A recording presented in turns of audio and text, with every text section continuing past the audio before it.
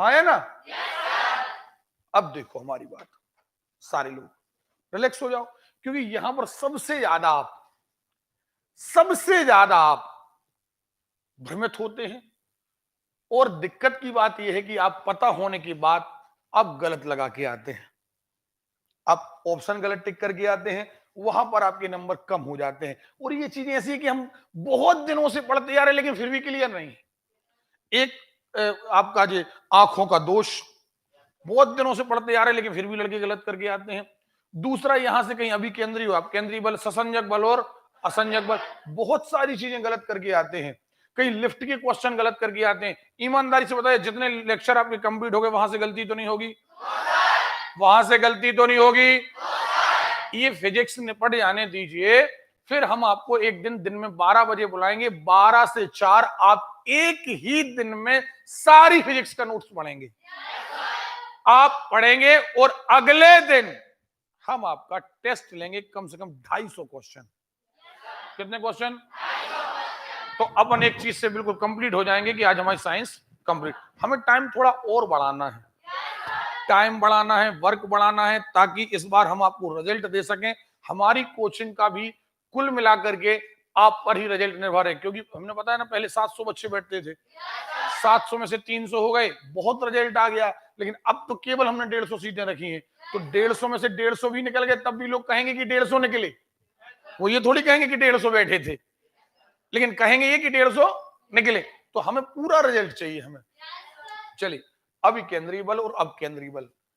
जब भी कभी कोई वस्तु वृत्ताकार गति कर रही हो, अपन ने पढ़ी थी गति? नहीं पढ़ी थी? अगर कोई वस्तु एक वृत्तीय गति कर रही हो तो ये एक निश्चित केंद्र के चारों तरफ गति करती है। हाँ या ना? अरे क्लियर है क्या? ठीक है। तो एक बल केंद्र की ओर गति करता, सॉरी, केंद्र की ओर वृत्तीय गति करने वाली वस्तु में एक केंद्र की ओर बल लगता है, जिसे हम कहते हैं अभिकेंद्रीय। अभि माने केंद्र के अनुसार। अरे क्लियर है? फिर न्यूटन का नियम आ जाता है कि जब बल एक अंदर लग रहा तो उतना ही बल कहां लगेगा, और इसे कहते हैं अपकेंद्रीय बल। एक्चुअली ये बल होता नहीं है, बाहर वाला बल होता नहीं, इसे न्यूटन की गति के नियम अनुसार वो फोर्स माना जाता है, इसलिए इसे छद्म बल या झूठा बल भी कहते हैं। ओके, होता ये है, ये ऑटोमेटिकली इसके अनुसार बन जाता है। तो अब देखो, सीधी बुंदेलखंडी बात सुनो।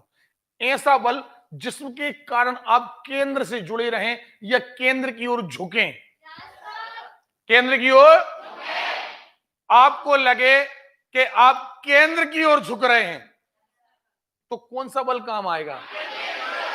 और जब आपको लगे कि आप बाहर फेंक रहे हैं, क्या नहीं आ रही बात समझ में? आ रही है।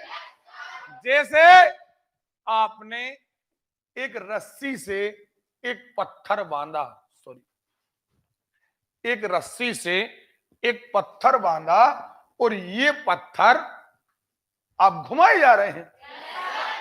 जब तक रस्सी आपके हाथ में है तब तक पत्थर बाहर नहीं जा रहा।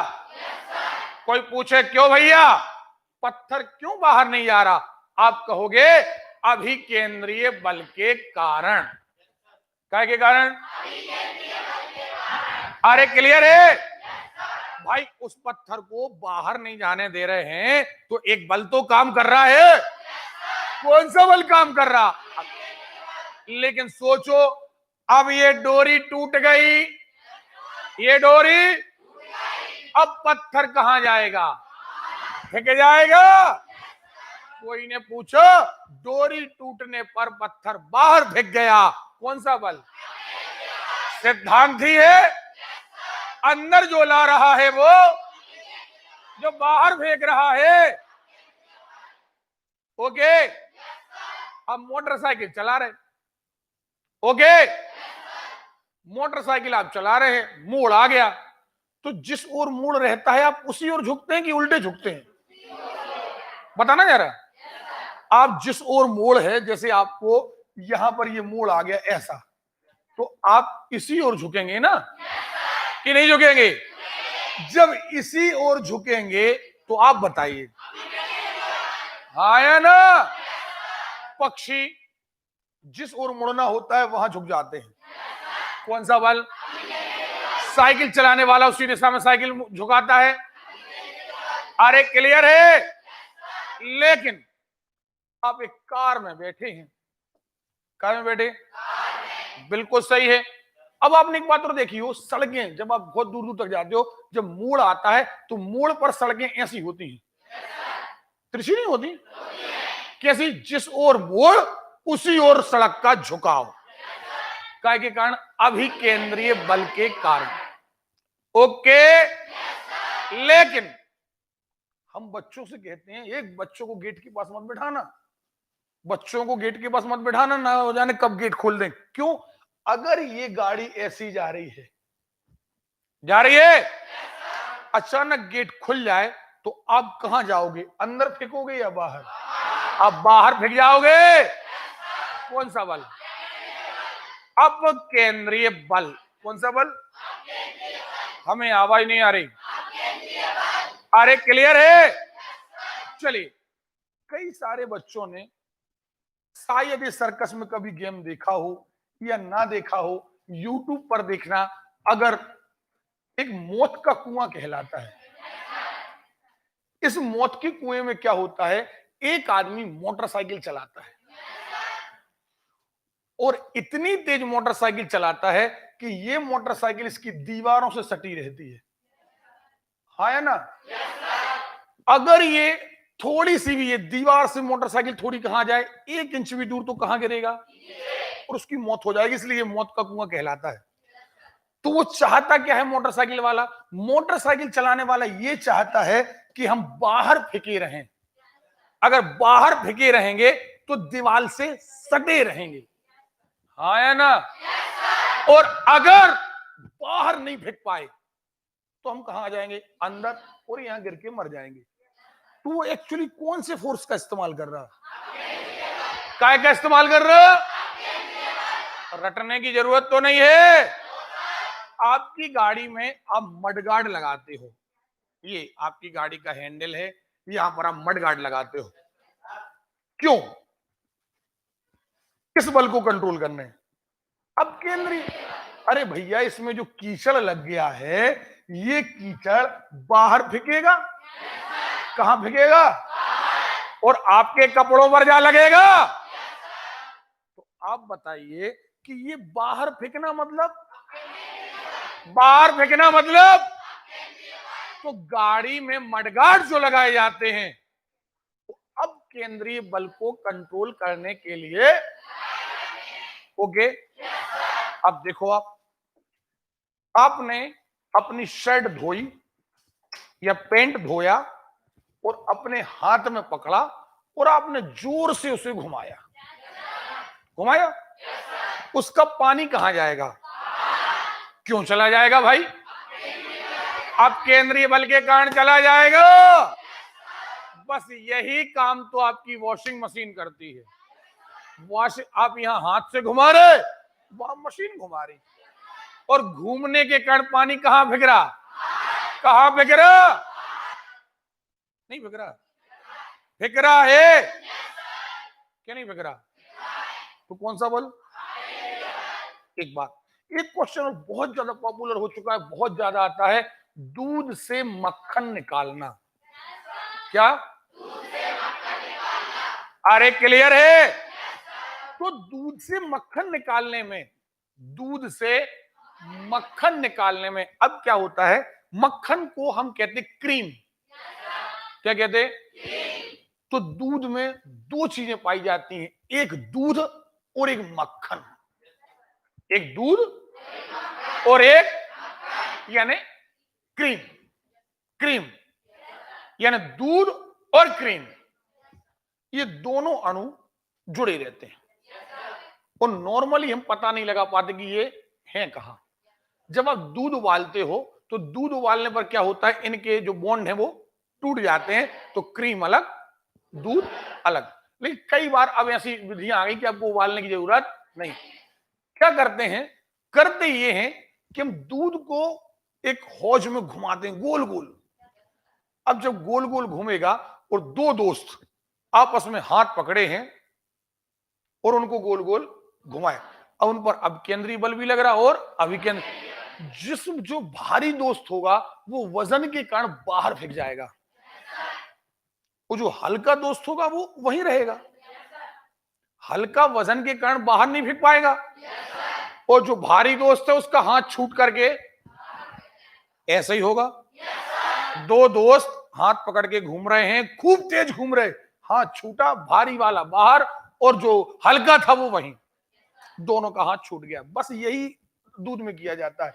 दूध को जब गोल गोल घुमाया जाता है तो क्रीम और दूध में क्रीम हल्की है, वेटलेस, लगभग बहुत कम वेट, बहुत कम वेट, क्रीम हल्की है और दूध के कण भारी है, वजनदार है। जब इन्हें घुमाया जाता है तो दूध के कण जाते हैं बाहर, फेंकते हैं और क्रीम वहीं के वहीं रह जाती है, दोनों की दोस्ती टूट जाती है, क्रीम अलग दूध अलग। ये एक्चुअली काय के कारण संभव हो पाया, आप बताओ। अब केंद्रीय, अब अभी केंद्रीय कभी मत कहना, क्योंकि कोई अंदर नहीं भागा, अंदर भागता तो क्या कहते, अभी केंद्रीय कहते, अंदर नहीं भागा, कहां भागा, तो आवाज नहीं आ रही है, ओके। अब केंद्रीय बल कहते हैं, तो अब केंद्रीय बल के कारण दूध से क्रीम निकाली जाती है। ये चैप्टर आपका कंप्लीट, चलिए पढ़ लीजिए आप। देखें, वृत्ति पथ पर गतिशील पिंड पर कार्यरत विभिन्न बलों में एक बल की दिशा सदैव केंद्र की ओर होती है, अभिकेंद्री बल कहलाता है। इस बल के अभाव में वृत्ति गति संभव नहीं है। चलिए ये सारा का सारा देखो, वृत्ति गति कर रही है, अभिकेंद्री बल के अनुप्रयोग, ग्रह चक्कर लगा रहे हैं, ठीक है। अब केंद्रीय बल सारा का सारा मैंने आपको बता दिया और ये चीजें आपकी कंप्लीट हो गई। अब देखें, इसमें कुछ चीजें हैं जो हम कट करके कल कार्य एवं समय में जोड़े, सॉरी कार्य शक्ति एवं ऊर्जा में जोड़ेंगे, ठीक है।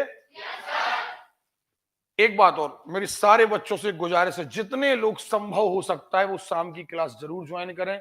बेटा एक बात याद रखना, जनवरी अगर महीना गुजरा तो हमारे ऊपर एक बहुत बड़ा दबाव बनने लगेगा, केवल फरवरी में कोर्स खत्म नहीं हो पाएगा। मार्च अप्रैल के दौरान आप एक बात याद रखिए, मार्च अप्रैल के दौरान बहुत सारी परीक्षाएं होंगी, क्योंकि गवर्नमेंट के ऊपर भी दबाव है बेरोजगारी का। और इस बार की परीक्षा निकलने के बाद आप अगली कब परीक्षाएं आएंगी ये दिमाग से निकाल दीजिए, कब हमें एग्जाम देने मिलेगा। सो आपके पास 3 से 4 महीने हैं। आप तो इतना याद रखिए, जो लोग ये सोच रहे हैं सर हमें टाइम नहीं मिल पाता, वो नहीं हो पाता, कहीं काम रहता है, तो वो फिर परीक्षा निकालने का दिमाग से निकाल दीजिए कि उनका एग्जाम निकलेगा, ओके। आप 3 से जो 5 आते हैं, देखिए जितने लोग यहाँ पर सेल्फ स्टडी करते हैं, पत्रिकाएं पढ़ते हैं, उन्हें पता है कि उनको क्या मिल रहा। सेल्फ स्टडी में आप पत्रिकाएं जो पढ़ते हैं, करंट अफेयर्स, आपको इतनी सारी जानकारियां मिलेंगी जो आपकी क्लास में कभी नहीं आपको दी जा सकती। तो आप लोग ईमानदारी से पढ़ रहे हो। जो लड़के लड़कियां नहीं आ सकते हैं, जो बहुत दूर गांव से हैं, तो वो घर में पत्रिका पढ़ें। लेकिन दमू प्रॉपर के लोग यदि नहीं आना चाहते तो फिर मेरी क्लास ही ज्वाइन ना करें। समझ में आ रही बात? ये वाला चैप्टर आपका खत्म हो गया है। शाम को हम 3 बजे से 5 बजे तक 90% आशा है कि हम आपका घातांक वाला मैटर खत्म करा देंगे। जितने लोग लाइव क्लास देख रहे हैं वो भी इस बात का ध्यान रखें, 3 से 5 आज हम मैथमेटिक्स की क्लास लगाएंगे। वो जो घातांक वाला चैप्टर रह गया वो सॉर्ट आउट करा देंगे, ताकि कल सुबह हम नया अध्याय गणित का चालू करेंगे, वो चालू करेंगे भिन्न, ओके। हमें युद्ध स्तर पर मैनेजमेंट बनाना होगा कि ये भी खत्म करना, ये भी खत्म करना, ये भी खत्म करना, ये भी खत्म करना है। सुन रहे हो? तो क्या आपको मेरी बात समझ में आ गई है? अब कल हम यहां पर शुरू करेंगे कार्य ऊर्जा और, ठीक है, कार्य ऊर्जा शक्ति। अगले दिन होगा ऊष्मा और ताप, ठीक है। और एक चैप्टर रह गया आपका विद्युत। क्या रह गया? 3 टॉपिक आपके रह गए हैं। तो मैक्सिमम 3 दिन लगेंगे मैक्सिमम, और हो सकता है 2 टॉपिक यदि एक दिन में निपट गए तो बात ही खत्म है फिर, नहीं तो ये ज्यादातर हम आपको 3 दिन में ये 3 चीजें निपटा करके दे देंगे। तो फिजिक्स वाला चैप्टर आपका खत्म, केमिस्ट्री हम 5 दिन में खत्म करेंगे। 5 चैप्टर में 5 लेक्चर में हम केमिस्ट्री, क्योंकि वो चीजें जो आपके कॉम्पिटेटिव एग्जाम में आना है वो चीजें पढ़ना है अपन को। फिर हम पढ़ेंगे बायो, फिर हम भूगोल से चालू करेंगे, ज्योग्राफी से वर्ल्ड ज्योग्राफी, फिर हम पढ़ेंगे इंडियन ज्योग्राफी। याद रखिएगा हमें इंडियन हिस्ट्री भी पढ़ना है। क्या? ओके, तो याद रखिएगा 12-14 महीने को कंप्रेस करके 4 महीने पिलाना है। थोड़ा सा प्लीज डबल टाइम क्लास आओ, और ज्यादा हमें बढ़ाना है। अब दिक्कत ये कि आप इतने सारे लोग आते हैं 4 बजे, आधे लोग नहीं आते, इसका मतलब ये कि वो इंटरेस्टेड नहीं है और वो सिलेक्शन नहीं होगा, तो फिर दिक्कत पैदा करेंगे। तो आप अगर नहीं आ पा रहे डबल टाइम, तो आप एक बात सोच लीजिए कि सुबह भी नहीं आना हमें। अब मनोरंजनात्मक क्लास दमोह में बहुत चल रही है, अब वहां अटेंड कर लीजिए प्लीज। मेरे हाथ जोड़ के निवेदन है, वो लड़के लड़कियां ही क्लास अटेंड करिए जो दोनों टाइम आ सकते हैं, दोनों टाइम यहां करके पढ़ सकते हैं। अब बाकी के बाजू में क्लासेस लगी, अगली गली में चले जाओ, बहुत क्लासेस लगी हैं, अब वहां चले जाइए, क्योंकि मैं आपके कारण अपनी क्लास पर रिस्क नहीं लूंगा। मुझे अगला बैच सुपर 100 बनाना है, और उसके लिए मुझे 100% रिजल्ट चाहिए। मैं आपके कारण आज अपना आज बर्बाद करूंगा, कल मेरा ऑटोमेटिक बर्बाद हो जाएगा। सो प्लीज, अगर आप दोनों टाइम नहीं आ पा रहे, अब आपके कार्ड भी बट गए हैं, हम शाम को भी आपकी अटेंडेंस लेंगे। याद रखना, यदि आप नहीं आ रहे हैं तो या तो क्लास छोड़ दीजिए, नहीं तो 50 रुपए प्रतिदिन के हिसाब से आप फाइन भरने तैयार रहिए। 10 तारीख से आपके कार्ड 11 जितने कितनी तारीख, कल से परसों से लगे आपके कार्ड। कार्ड जिस दिन से लगे हैं उस दिन से 30 तारीख तक जितने आपके गोल होंगे उसका 50 रुपए प्रतिदिन के हिसाब से बड़ी खुशी के साथ आपको फाइन भरना है। ओके, तो इसके आगे हम पढ़ेंगे कल। हम आपको मैथमेटिक्स पढ़ाएंगे 3 से 5 आज।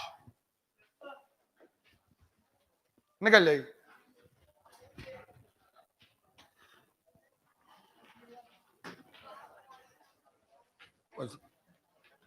बेटा कोशिश करो डेली दोनों टाइम आने की, नहीं तो नहीं पढ़ो, बिल्कुल मत पढ़ो आप।